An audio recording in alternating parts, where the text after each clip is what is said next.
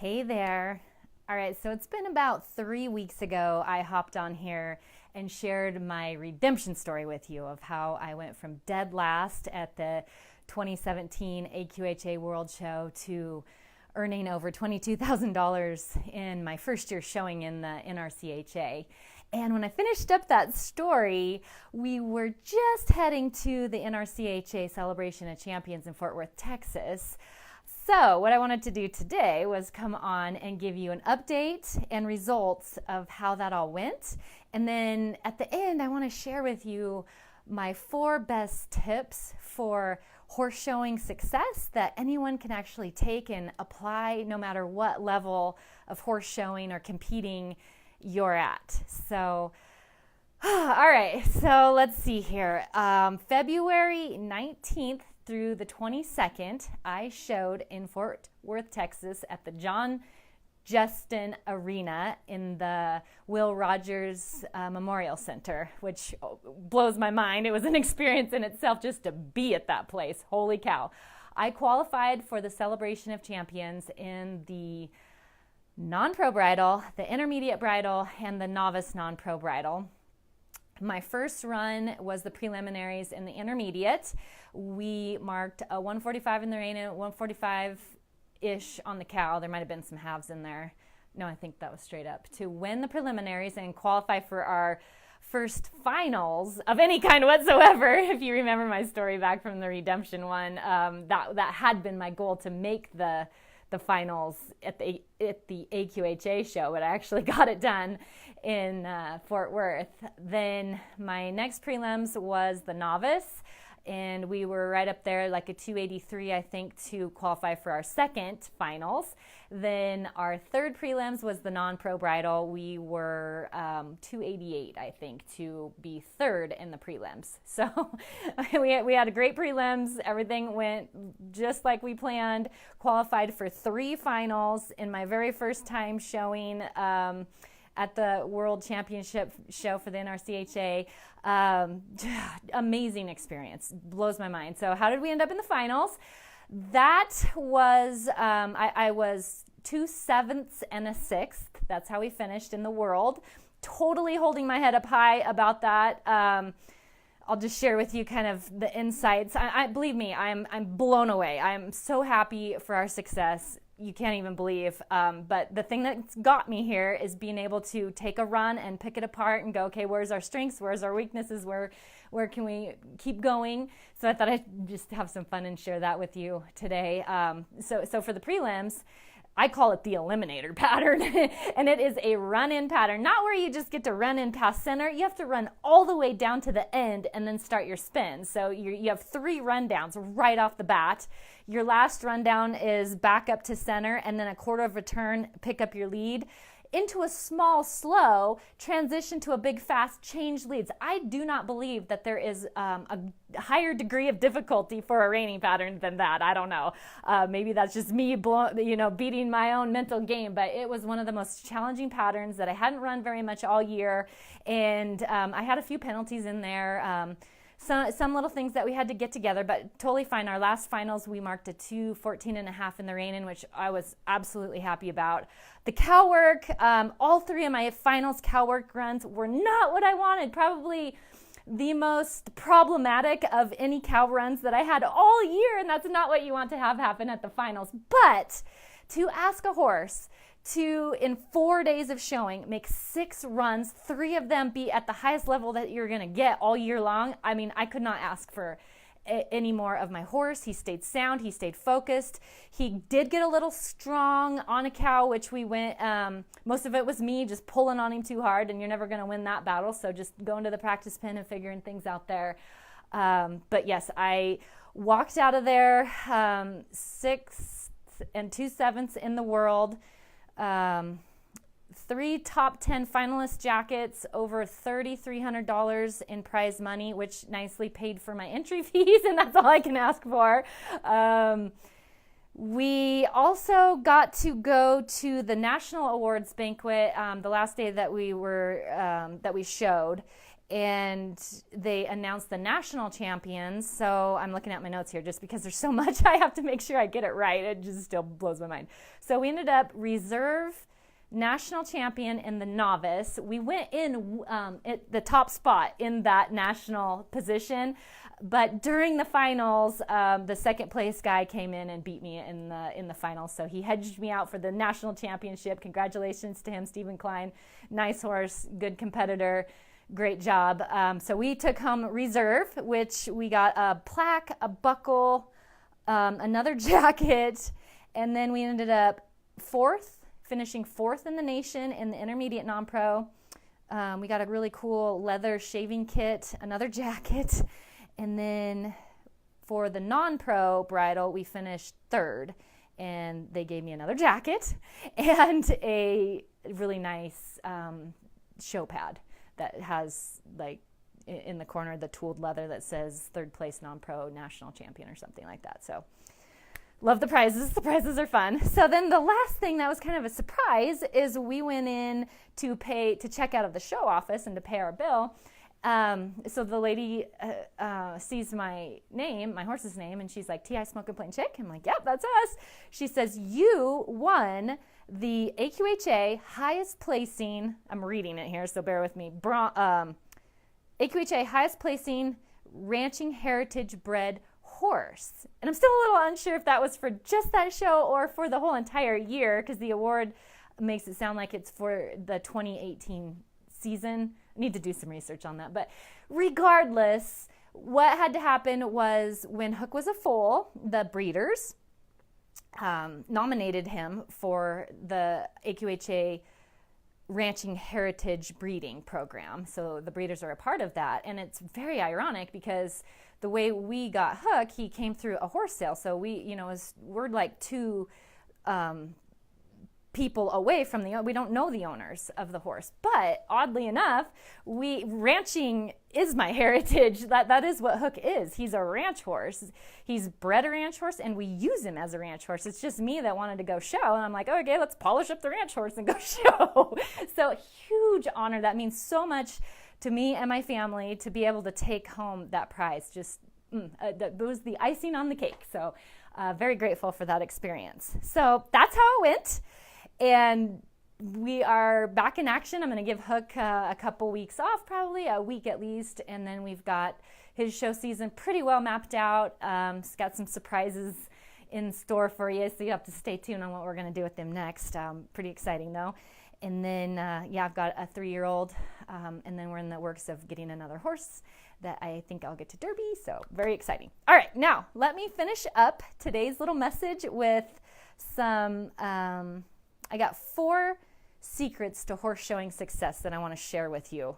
And I just wrote down some notes because I want this to be, I just have been so grateful for the support from my friends on social media. It is the coolest thing to be connected to so many people around the country who just started following us. And, because I share my story on here, that you've either, wished us luck, cried with us when we've gone through our down points, told me that I've inspired you to go show, just all of that connection that my words are doing a poor job of expressing right now.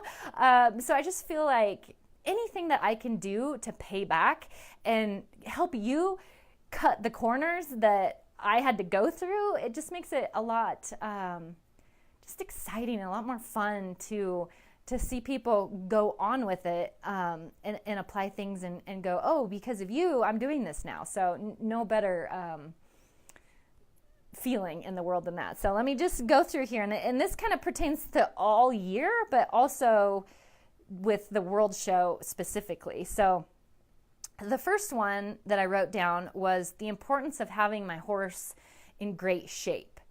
And you think, okay, that means that I've got to ride him 5-6 days a week. It's got to be hour, and it's got to be all this. Whenever we think, us overachievers, we think it's got to be lots of rides, harder, and that couldn't be farther from the truth. What I found was the best thing for Hook was about 3 to 4 days a week of long trotting, loping, doing certain kinds of lengthening the stride and shortening him up.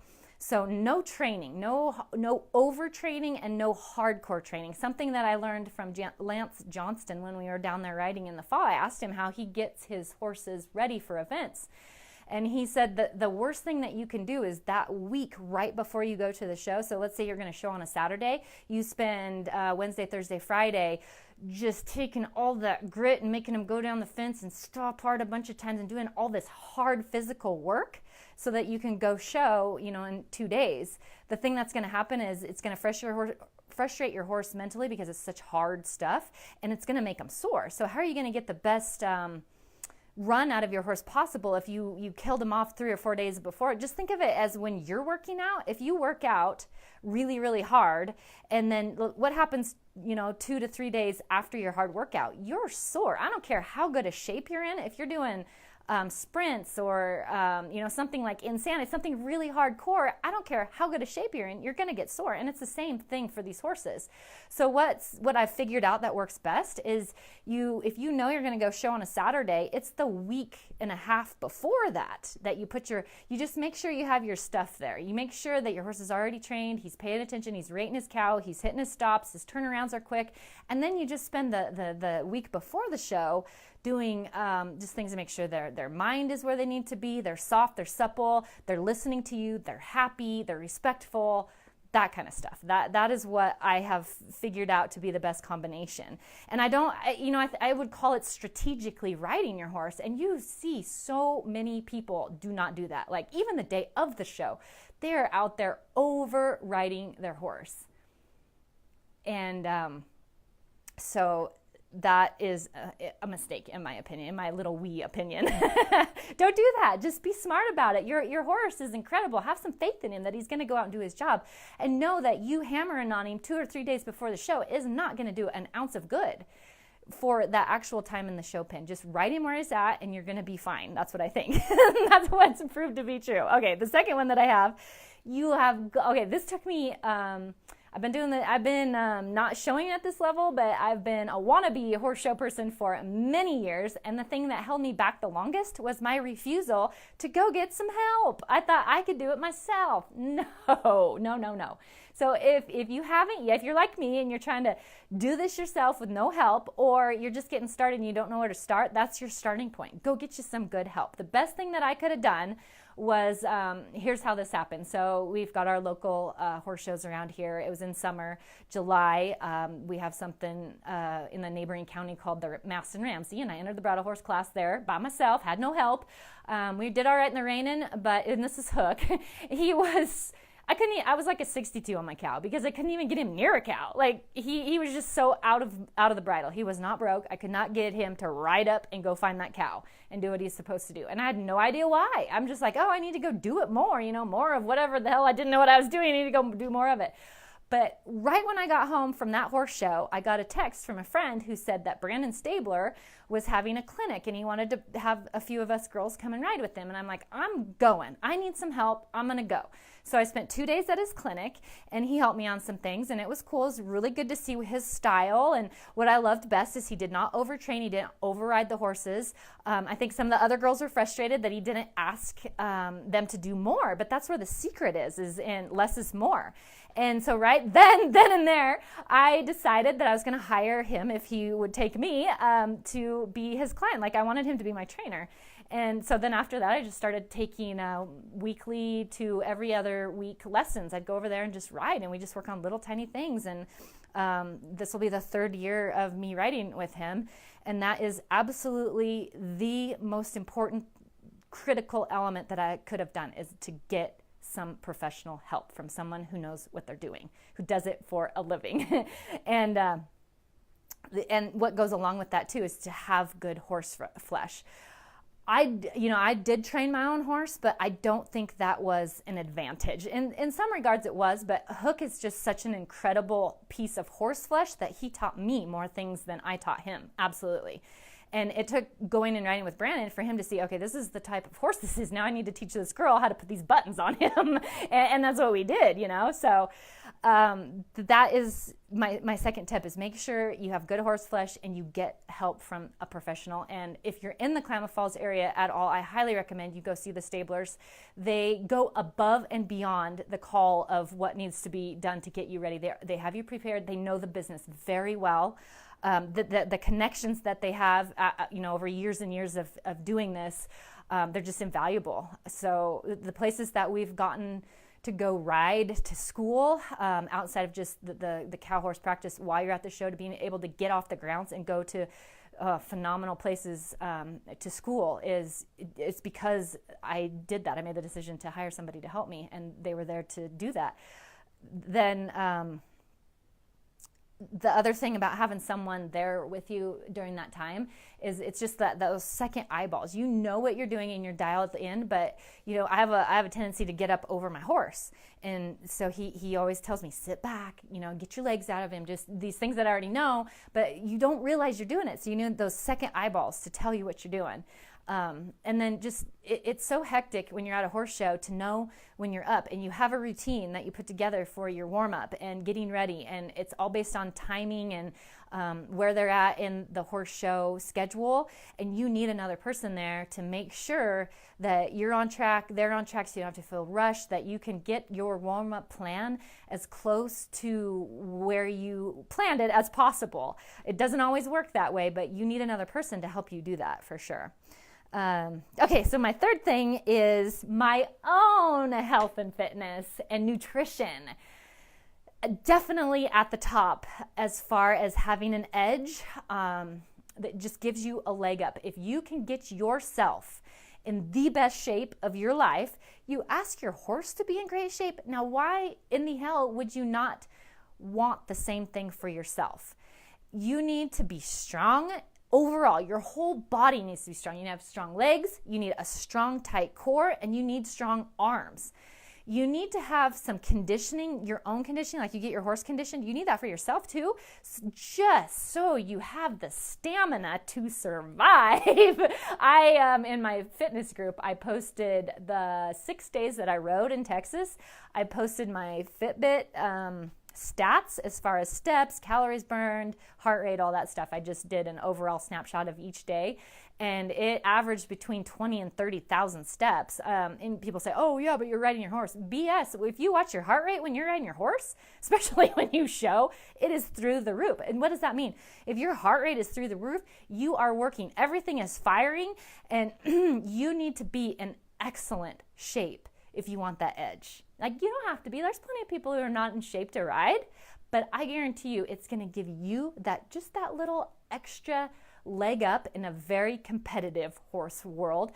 And what does that do to your confidence? If you know you're in the best shape of your life and you've done all you can to be in a routine, the mental toughness and the confidence that comes along with that, ain't no one can take that away from you. So it is worth it to figure out how to clear off your schedule. And it only takes about 30 minutes a day. I only do 4 really hardcore workouts in a week. So 3 days a week, I'm doing something like stretching, flexibility, balance training, yoga type work 3 days a week. And then 4 days a week, I'm either doing strength training or some kind of cardio. So I do work out every day, but it's not hardcore. Same as what I'm doing with my horse. Can't always have that high intensity all the time, because all it's going to do is wear out your body. You need that little mix in there where you